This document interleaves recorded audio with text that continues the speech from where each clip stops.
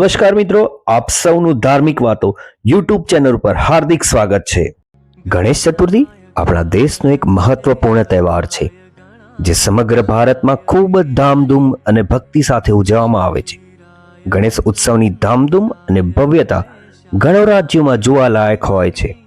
આ તહેવાર ભગવાન ગણેશની જન્મ જયંતિ તરીકે ઉજવવામાં આવે છે, જે વિઘ્નોને દૂર કરનારા અને બુદ્ધિદાતા દેવ તરીકે પૂજવામાં આવે છે।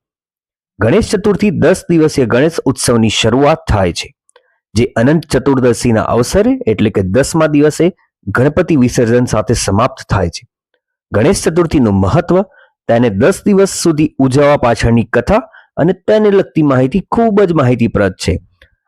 આ વિડીયોની અંદર આપણે ગણેશ ચતુર્થીના મહત્વ અને તેને સંબંધિત રસપ્રદ બાબતો જોઈશું। ચતુર્થી દર વર્ષે ભાદરવા મહિનાના સુદ પક્ષની ચતુર્થી તિથિએ ગણેશ ચતુર્થી ઉજવવામાં આવે છે। આ વર્ષે ગણેશ ચતુર્થી 27 ઓગસ્ટ 2025 ના રોજ આવી રહી છે। આ દિવસે ભગવાન ગણેશની મૂર્તિની સ્થાપના કરવામાં આવે છે અને 10 દિવસ સુધી વિધિપૂર્વક પૂજા કરવામાં આવે છે। ભગવાન ગણેશને પ્રથમ ઉપાસક માનવામાં આવે છે, એટલે કે કોઈ પણ શુભ કાર્ય તેમની સાથે જ શરૂ થાય છે। આ તહેવાર ખાસ કરીને મહારાષ્ટ્ર, કર્ણાટક, આંધ્રપ્રદેશ અને તમિલનાડુમાં ખૂબ જ ધામધૂમથી ઉજવવામાં આવે છે, પરંતુ આજકાલ ગુજરાત, રાજસ્થાન, મધ્યપ્રદેશ, દિલ્હી સહિત સમગ્ર ભારતમાં તેનું મહત્વ વધી રહ્યું છે। પુરાણોમાં આ દિવસની ઉજવણી સાથે જોડાયેલી ઘણી વાતો કહેવામાં આવી છે। એવું માનવામાં આવે છે કે ભગવાન ગણેશનો જન્મ ભાદરવા મહિનાના શુક્લ પક્ષની ચતુર્થીના દિવસે થયો હતો, તેથી આ દિવસને ગણેશ ચતુર્થી તરીકે ઓળખવામાં આવે છે। ગણેશ ઉત્સવ 10 દિવસ ઉજવવા પાછળ એક પ્રચલિત કથા છે। ગણેશ ચતુર્થી વિશે એવી માન્યતા છે કે ભાદરવા મહિનામાં ચતુર્થીના દિવસે ભગવાન ગણેશને એક મહાકાવ્ય મહાભારત લખવાની શરૂઆત કરી હતી।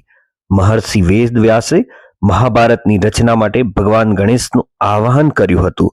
તેમણે મહાભારતનું અનુલેખન કરવા વિનંતી કરી હતી। ગણેશજીએ કહ્યું કે જ્યારે હું લખવાનું શરૂ કરીશ ત્યારે હું કલમ બંધ નહીં કરું। જો કલમ બંધ થઈ જશે તો હું લખવાનું બંધ કરી દઈશ। ત્યારે વેદ વ્યાસજીએ કહ્યું, પ્રભુ, તમે વિદ્વાનોમાં અગ્રેસર છો અને હું એક સામાન્ય ઋષિ છું। કોઈ પણ શ્લોકમાં ભૂલ હોઈ શકે છે, તેથી સમજ્યા વિના અને ભૂલ હોય તો શ્લોક લખીને સુધારી લેશો। ચતુર્થીના દિવસે વેદવ્યાસજીએ શ્લોકોનું પઠન કરવાનું શરૂ કર્યું અને ગણેશજીએ મહાભારત લખવાનું શરૂ કર્યું। તે પછી 10 દિવસ પછી અનંત ચતુર્દશીના દિવસે લેખન કાર્ય પૂર્ણ થયું। આ 10 દિવસો દરમિયાન ગણેશજી એક જ આસન પર બેસીને મહાભારત લખતા રહ્યા, જેના કારણે 10 દિવસમાં તેમનું શરીર સ્થિર થઈ ગયું હતું અને તેમના શરીર પર ધૂળ અને માટીનો એક થર જમા થઈ ગયો હતો। 10મા દિવસે વેદવ્યાસજીએ જોયું કે ગણેશજીના શરીરનું તાપમાન વધી ગયું છે, ત્યારે વેદવ્યાસજીએ તેમને નદીમાં સ્નાન કરી શરીરને શાંત કરવા કહ્યું। ત્યારબાદ 10 દિવસ પછી ગણેશજીએ સરસ્વતી નદીમાં સ્નાન કરીને તેમના શરીર પર જમા થયેલી ધૂળ અને માટીને સાફ કરી। તેથી ગણેશ ચતુર્થી પર ભગવાન ગણેશની સ્થાપના કરવામાં આવે છે અને 10 દિવસ સુધી મન, વચન, કાર્ય અને ભક્તિથી તેમની પૂજા કર્યા પછી અનંત ચતુર્દશીએ વિસર્જન કરવામાં આવે છે। વેદવ્યાસજીએ ગણેશજીને નદીમાં સ્નાન કરાવ્યું, ત્યારથી ગણેશ ચતુર્થીના તહેવારની ઉજવણી શરૂ થઈ, જે સતત ચાલુ રહે છે। તેથી ભગવાન ગણેશની મૂર્તિનું 10મા દિવસે નદી અથવા તળાવમાં વિસર્જન કરવામાં આવે છે। ગણેશ ચતુર્થીના શુભ અવસર પર ભગવાન ગણેશની મૂર્તિની સ્થાપના કરવામાં આવે છે। મૂર્તિ સ્થાપિત કર્યા પછી હિન્દુ રીત રિવાજો મુજબ 9 દિવસ સુધી તેની પૂજા કરવામાં આવે છે। 9મા અથવા 10મા દિવસ પછી ગણેશ મૂર્તિને કોઈ પણ તળાવ, સરોવર અથવા નદીઓના પાણીમાં ભક્તિમય અને સંગીતના સાધનો સાથે વિસર્જન કરવામાં આવે છે। વિસર્જનનો હેતુ ભગવાન ગણેશને વિદાય આપવાનો હોય છે, જે અવરોધો દૂર કરનારા અને રિદ્ધિ સિદ્ધિ આપનારા દેવતાઓ તરીકે ઓળખાય છે। 27 ઓગસ્ટ ગણેશ ચતુર્થીની શરૂ થયેલો ગણેશ ઉત્સવ 6 સપ્ટેમ્બરે ગણેશ વિસર્જન સાથે સમાપ્ત થશે।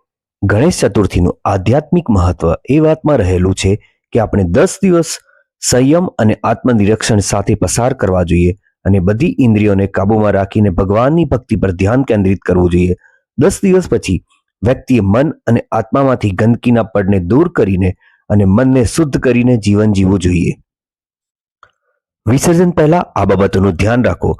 ભગવાન ગણેશની મૂર્તિની પૂજા કરો અને તિલક લગાવો। આ પછી બાપા પાસે બેસીને ઓમ શ્રી ગણેશાય નમઃ મંત્રનો જાપ કરો। ભગવાન ગણેશની આરતી કરો અને પ્રાર્થના કરો કે તમે અમારા બધા પાપોની ક્ષમા માંગો। રિદ્ધિ સિદ્ધિ અને ગણેશજીનો પ્રભાવ ઘરમાં રહેવો જોઈએ અને પ્રભાવથી આપણે નીચા ન હોવા જોઈએ. ઉચ્ચારણ કર્યા પછી ગણેશ મૂર્તિને થોડી હલાવીને સંકેત આપો. ત્યારબાદ ગણેશ મૂર્તિનું વિસર્જન કરી શકાય છે.